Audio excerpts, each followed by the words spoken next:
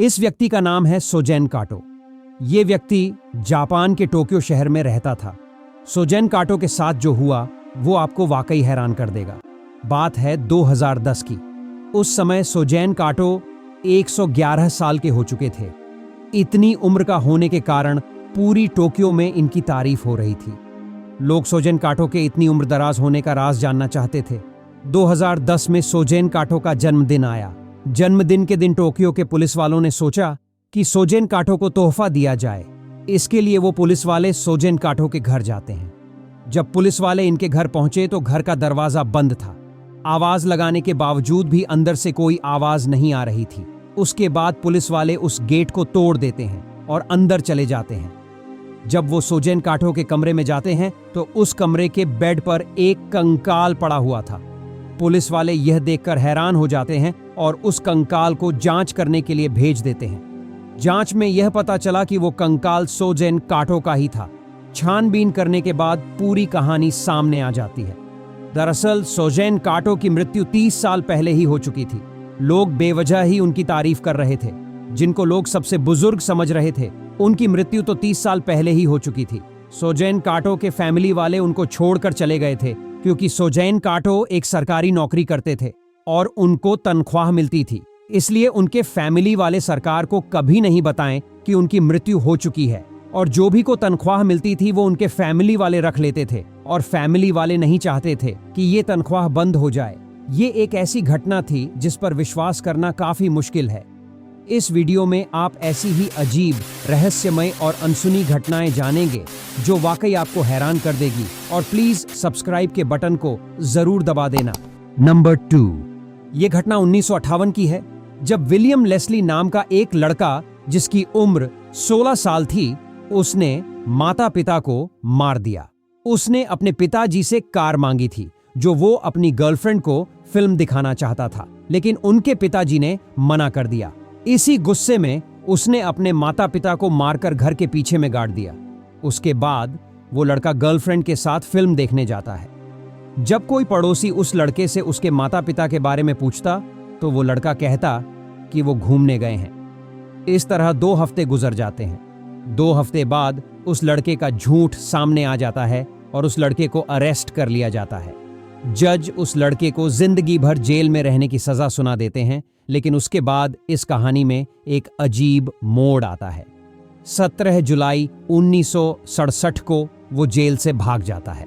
Police की बहुत खोजबीन करने के बावजूद भी उस लड़के का कुछ भी पता नहीं चल पाता है। महीने साल में और साल दशक में गुजर जाते हैं, लेकिन उस लड़के को फिर कभी नहीं देखा गया। लेकिन 2020 में पुलिस को कुछ ऐसा पता चला जिसने सबको हैरान कर दिया। विलियम लेस्ली, जिसने अपने माता पिता की हत्या की थी, वो व्यक्ति ऑस्ट्रेलिया में जॉन डोमेन बनकर रह रहा था।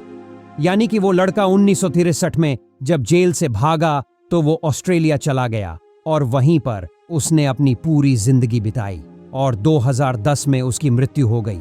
लेकिन इस बात का पता पुलिस को 2020 में चलता है, यानी कि उसको मरे 10 साल हो चुके थे। पुलिस को इस बात का पता डीएनए टेस्ट से चला था। पुलिस ने जॉन के बेटे का डीएनए टेस्ट किया और वो डीएनए क्राइम फाइल से मैच हो जाता है। नंबर 3, वियतनाम का एक फ्लाइट नंबर 815 1997 में क्रैश हो गई थी। जब भी दुनिया में कोई फ्लाइट क्रैश होती है तो बहुत कम चांस होता है कि कोई उसमें बच पाएगा। इस प्लेन क्रैश में 68 लोग मारे गए थे, जिसमें पायलट भी शामिल है। लेकिन ये जो बच्चा आप देख रहे हैं, ये बच्चा उस प्लेन क्रैश में बच जाता है। ये दुनिया में पहली बार हुआ था जब कोई बच्चा प्लेन क्रैश में बच गया। ये बच्चा जो महज 14 महीने का था। इस बात पर बहुत कम लोग विश्वास कर पाते हैं। 68 लोग जो इस प्लेन क्रैश में मारे गए, लेकिन एक 14 महीने का बच्चा बच आता है। ये एक रहस्यमय घटना थी। नंबर 4, ये घटना है 15 मई 1993 की, जब चेलिनो सांचेज एक क्लब में गाना गा रहे थे। वो एक सिंगर थे और सॉन्ग राइटर भी थे। जब वह गाना गा रहे थे तो ऑडियंस में से किसी व्यक्ति ने उनको एक कागज दिया। उस कागज पर उनको मारने की धमकी दी गई थी। चेलिनो सांचेज ने जब वो कागज पढ़ा तो वो थोड़े से नर्वस हो गए, लेकिन उन्होंने उस कागज पर ज्यादा ध्यान नहीं दिया और अपना गाना गाते रहे। जो आप अभी क्लिप देख रहे हो वो एक ओरिजिनल क्लिप है जब वो कागज पढ़ रहे हैं और कागज पढ़ने के बाद वह थोड़े से नर्वस हो जाते हैं, लेकिन वो इस बात पर इतना ध्यान नहीं देते। लेकिन जब उनका प्रोग्राम खत्म हुआ और वो अपने घर की तरफ निकले तो रास्ते में बहुत सारी गाड़ियों ने उन्हें घेर लिया।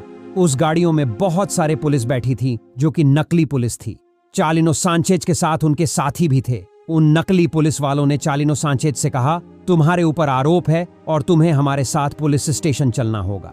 चालिनो सांचेजस पुलिस पर विश्वास करके उनके साथ बैठ जाता है और अपने साथियों को पीछे चलने को कहता है। उनके साथी उनके पीछे आ रहे थे, लेकिन थोड़ी देर बाद वो सारी गाड़ियां गायब हो गई। बाद में उन साथियों को यह पता चला कि चालिनो सांचेज को कोई उठाकर ले गया है और वो पुलिस वाले नकली थे। उसके अगले दिन सुबह नहर में चालिनो की लाश मिली।